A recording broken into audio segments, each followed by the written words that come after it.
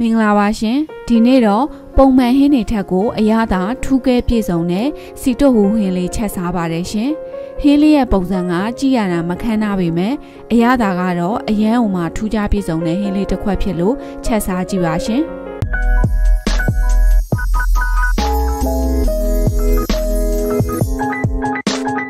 ဒီစီတုတ်ဟူဟင်းလေးချက်ဖို့အတွက်ကြက်သွန်ဖြူတအုပ်ကိုဓားပြရိုက်ပြီးတော့ခပ်ပပလေးတွေလှီးထားပါတယ်ကျက်သွန်နီဥကြီးတအုပ်ကိုလည်းပပလှီးထားပါတယ်။ခရမ်းညင်ဒီလေးလုံးကိုလည်းခပ်ပပလှီးထားပါတယ်ရှင်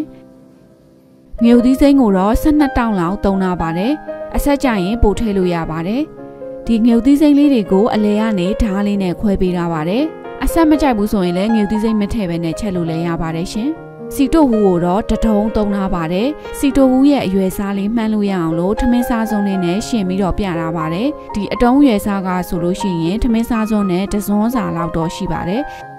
ဒီစီတုတ်ဟူလေးတွေကြေသွားအောင်လို့ဇွန်းနဲ့တစ်ခါတည်းထိုးချေလိုက်ပါတယ်ဒီစီတုတ်ဟူထည့်တာကအရင်များသွားမယ်ဆိုလို့ရှိရင်အရသာကပြင်းသွားတတ်တဲ့အတွက်ကိုသုံးထားတဲ့ကြက်သွန်အဖြူအနေနဲ့ခရမ်းကျင်သေးတွေရဲ့ပမာဏနဲ့ချိန်ဆပြီးတော့ထည့်ပေးဖို့လိုပါတယ်ရှင်ကိုသုံးမဲ့စီတုတ်ဟူကိုအရသာအရင်ဆုံးမြည်ကြည့်လိုက်ပါတချို့စီတုတ်ဟူတွေကတော်တော်လေးကိုငန်တက်ပါတယ်အဲ့လိုအရန်ငန်တဲ့စီတုတ်ဟူတွေဆိုရင်တော့ပမာဏနည်းနည်းလေးရှော့ထည့်ပေးပါရှင်အခုဟင်းစားချက်ဖို့အတွက်အိုးထဲကိုစီထည့်ပါတယ်စီကတော့ဒီစီတုတ်ဟူတွေကလည်းထွက်လာအောင်မှမို့လို့အများကြီးထည့်စရာမလိုပါဘူးရှင်စီပူလာပြီဆိုတာနဲ့ကြက်သွန်အနီလှီးထားတာကိုထည့်လိုက်ပါတယ်ကြက်သွန်နီလေးနည်းနည်းလေးအနံ့လေးမွေးလာပြီဆိုတာနဲ့ကြက်သွန်အဖြူထည့်ပါတယ်။ကိုကဂျင်းအနံ့လေးနဲ့ကြိုက်တယ်ဆိုလို့ရှိရင်ဒီနေရာမှာဂျင်းထည့်ပြီးတော့စီသက်လို့လည်းရပါတယ်ရှင်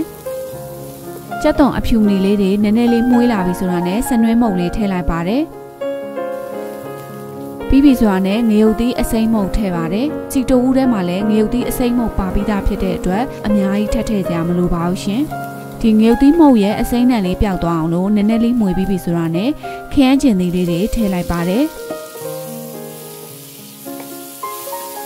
ခရမ်းကျင်သီးလေးတွေဣသွားအောင်လို့ရေနဲ့ထည့်ပါတယ်ပြီးပြီဆိုတာနဲ့ခရမ်းကျင်သီးလေးနှူးသွားအောင်လို့အဖုံးလေးအုပ်ပြီးတည်ထားပေးလိုက်ပါတယ်ရေခမ်းခံနေပြီဆိုတာနဲ့အဖုံးလေးဖွင့်ပြီးတော့မှွေပေးပါတယ်ရှင်ကိုကခရမ်းကျင်သီးကိုအဖက်လိုက်လေးနဲ့စားကျင်နေဆိုရင်တော့ခရမ်းညင်လေးနူးအောင်လို့ဒီလိုမျိုးစောင့်နေကြမလို့ပဲနဲ့တခါတည်းစီတုတ်ဟူတွေထည့်ပြီးတော့ချက်လိုက်လို့လည်းရပါတယ်ရှင်ခရမ်းညင်လေးတွေကြေသွားအောင်လို့နည်းနည်းလေးထိုးပြီးတော့ခြေပေးလိုက်ပါတယ်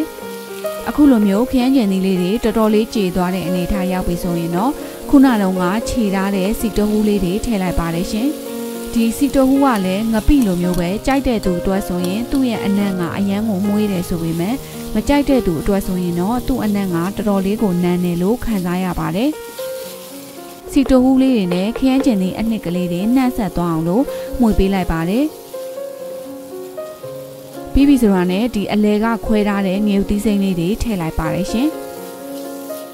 ဒီငရုတ်သီးစိမ်းလေးထည့်လိုက်ပြီဆိုတာနဲ့ငရုတ်သီးစိမ်းအနံ့ရဲ့စီတိုဟူးအနံ့ရဲ့ပေါင်းလိုက်တော့ချက်ရတာနည်းနည်းလေးတော့မှုန်တလို့လေးတော့ရှိပါတယ်။စီတိုဟူရဲ့အရသာကငကိုတဲကအရသာပြင်းနေတဲ့ပါတဲ့အတွက်အခုလိုမျိုးဟင်းချက်စားတဲ့အခါမှာအရသာအတွက်ဘာမှထည့်စရာမလိုပါဘူးရှင်ခရမ်းကျင်သီးရဲ့ခြင်တဲ့အရသာကစီတိုဟူမှာပါတဲ့အငံဓာတ်ကိုထိမ့်ပေးသွားပါတယ်ကြက်သွန်အဖြူနီတွေရဲ့ချိုတဲ့အရသာနဲ့ဒီစီတိုဟူရဲ့စိတ်နဲ့အရသာကသွားပြီးတော့ပေါင်းလိုက်တာဖြစ်တဲ့အတွက်ဟင်းရဲ့အရသာကချိုစိတ်လေးနဲ့တော်တော်လေးစားလို့ကောင်းသွားပါတယ်ငရုတ်သီးစိမ်းလေးထည့်ထားတာဖြစ်တဲ့အတွက်ဒီငရုတ်သီးစိမ်းရဲ့မှုေးတဲ့အနံ့ကစီတုတ်ဟူရဲ့အနံ့ကိုထိမ့်မေးသွားတဲ့အပြင်အရသာကလည်းဆက်ဆက်ကလေးနဲ့ဆိုတော့မအီတော့ပဲနဲ့စားလို့ပိုကောင်းတော့ပါတယ်အဲဒါကြောင့်မလို့ဒီစီတုတ်ဟူဟင်းလေးဟာတမျိုးတည်းနဲ့တင်သူ့မှာအရသာကအချိုရောအငံရောအချင်ရောအစိမ့်ရောအဆက်ရောအရသာတွေအကုန်လုံးပါနေတာဖြစ်တဲ့အတွက်ဒီဟင်းလေးတစ်ခွက်ထဲနဲ့တင်ထမင်းစားလို့တော်တော်လေးကိုမိန်နေပါပြီရှင်အခုလိုမျိုးချက်နေရင်းနဲ့ရေလေးလုံးဝခြောက်သွားပြီးတော့စီပြန်လာတဲ့အနေအထားလေးရောက်ပြီဆိုရင်တော့မီးလေးပိတ်လိုက်လို့ရပါပြီရှင်အခုဆိုရင်တော့ပုံမှန်ဟင်းတွေထက်အနံ့ရောအရသာပါထူးကဲပြည့်စုံတဲ့စီတုတ်ဟူဟင်းလေးရသွားပါပြီရှင်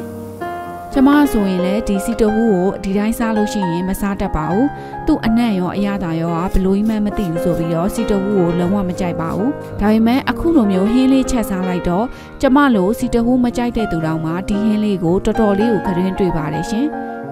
ကျမလည်းအစားကနည်းနည်းလေးပဲစားမယ်ဆိုပြီးတော့စားလိုက်တာထမင်းနှစ်ပံကန်ကုန်ပါတယ်ရှင်ဒီဟင်းလေးကစားလို့တော်တော်လေးကောင်းတယ်လို့အိတ်လို့လည်း special ကောင်းပါတယ်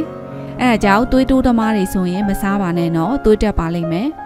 ကိုကသွေးတိုးမရှိဘူးဆိုပြီးတော့လည်းဒီဟင်းကိုအတိုင်းထက်အလွန်အများကြီးမစားပါနဲ့ရှင်ဒီစီတိုဟူကိုဒီတိုင်းပဲစားရတာရိုးနေပြီဆိုရင်တော့အခုလိုမျိုးခန်းကျင်သီးလေးနဲ့ဟင်းလေးချက်စားကြည့်ပါရှင်